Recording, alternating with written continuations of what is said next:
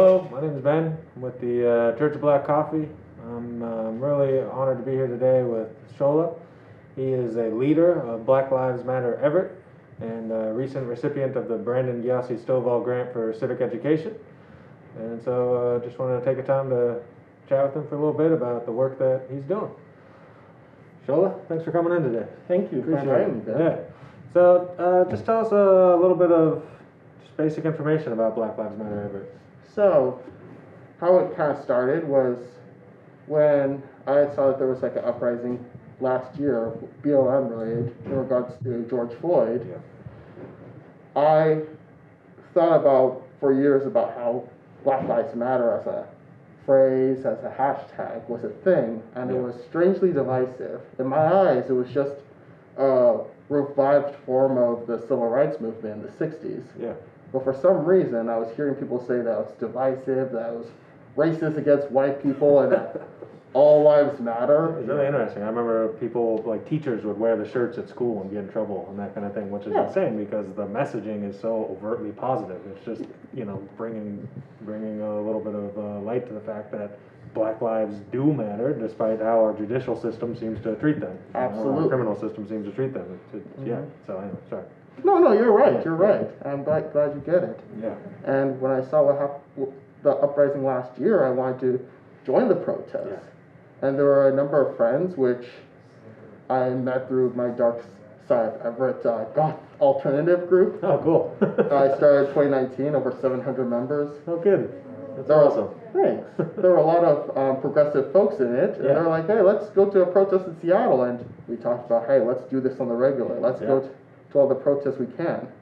So we were basically going between Seattle and Everett and other places like Marysville and Mukilteo and other areas, and going to different protests. And we realized there's a lot of support in Seattle, but I don't see nearly as much support or organization here. Yeah, and I think that's actually like a huge aspect of what made your application interesting, was that, I mean, we live in Snohomish County. We know what it's like here. Yeah. It's as Trump country as it gets on the west side of the mountains, I think. You're absolutely right. And that's, for me, one of the reasons why we need to do something here, because there are black folks here. There are people of marginalized groups here.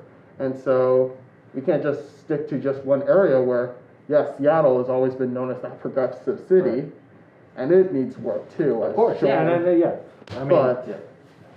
But it does have a long history of activism and such an organization. And Snohomish County, doesn't have nearly that same level. It feels like a different world here. In many ways. And I appreciate that. Whereas that might make it seem more daunting, and of course it does, but it also makes it that much more critical to get your voices and your message out in front of the people. Yes. Yeah, that's awesome. So let me ask you, the grant that you got, what is the grant going towards? The plan for us is to make a website that's awesome. where we focus on trying to have activism be the focus, specifically in Snohomish County. That's really cool. Which will include, like, say, showing off art or having, like, maybe stories being pushed. Yeah, absolutely. So I really like that. So like an online kind of community hall where people can gather, and it doesn't necessarily just have to be about scheduling events. It's a place where people can kind of share their experiences. I really like the artistic aspect of it too. That's really cool. All right, that's going to be really cool to see. Yeah, thank you. I was curious about the grant. Yeah. I was wondering what's the story behind Brandon Stovall? Stovall Grant? So Brandon Stovall was an amazing human being, really close friend growing up. And so originally the Church of Black Coffee was meant to be like a church of philosophy, a church of philosophic inquiries. So I like the idea of talking about the universe, and I like the idea of talking about morality, but the church stuff is uninteresting to me because they've assumed immediately that they're correct, which is boring. Brandon was somebody growing up who we had these kind of discussions all the time. We talked about the origin of the universe, we talked about morality, we talked about free will, we talked about just all this cool kind of stuff. And so Brandon died, unfortunately, when we were both 21.